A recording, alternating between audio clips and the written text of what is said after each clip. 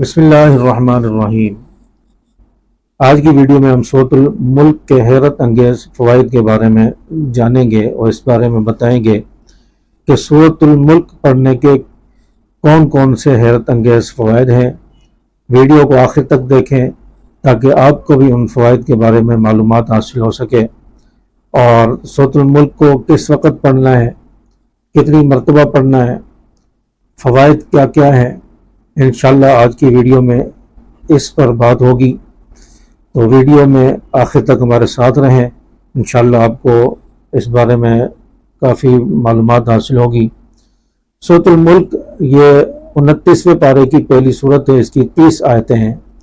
آپ علیہ الصلوۃ والسلام نے ارشاد فرمایا ہے، حدیث پاک میں آتا ہے کہ سورۃ الملک اس کو کثرت سے پڑھا کریں، اس کو پڑھ کر مرحومین کو ثواب بھی پہنچایا کریں، اس لیے کہ حدیث میں آیا ہے کہ سورۃ الملک میں پڑھنے والے کی مغفرت کا اس وقت تک سوال کرتی رہتی ہے کہ اس کو بخش دیا جاتا ہے۔ یہ ترمذی شریف کے اندر یہ روایت موجود ہے کہ سورۃ الملک یہ اپنے پڑھنے والے کی شفاعت بھی کرتی ہے اور اتنا سوال کرتی ہے اپنے پڑھنے والے کے بارے میں اس کی مغفرت کا کہ اللہ تعالیٰ اس شخص کو بخش دیتے ہیں۔ تو سورۃ الملک کو کس وقت پڑھنا چاہیے؟ عموماً تو عشاء کی نماز کے بعد سورۃ الملک کو پڑھ لیا جائے۔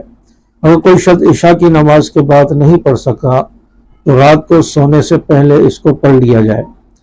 اور اس کے اور بھی کئی سارے فوائد ہیں کہ سورۃ الملک اپنے پڑھنے والے کی شفاعت کرے گی، اور دوسرا حیرت انگیز فائدہ یہ ہے کہ یہ اس پڑھنے والے کو عذاب قبر سے بچائے گی، اور اللہ تبارک و تعالیٰ سے جہاں تک لکھا ہے کہ جھگڑا کرے گی کہ اس میرے پڑھنے والے کو جنت میں بھیج دے یا مجھے قرآن مجید سے نکال دے، تو اللہ تبارک و تعالیٰ اس کی سفارش سے اس سورۃ ملک پڑھنے والے کو اللہ تعالیٰ جنت میں داخل فرما دیں گے۔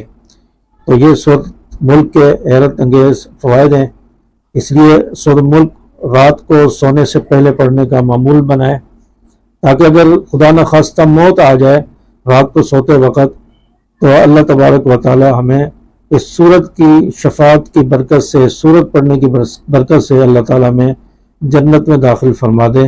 اللہ تبارک و تعالی ہمارا خاتمہ ایمان پر فرمائے اور جنت کا مستحق بنائے۔ السلام علیکم ورحمۃ اللہ وبرکاتہ۔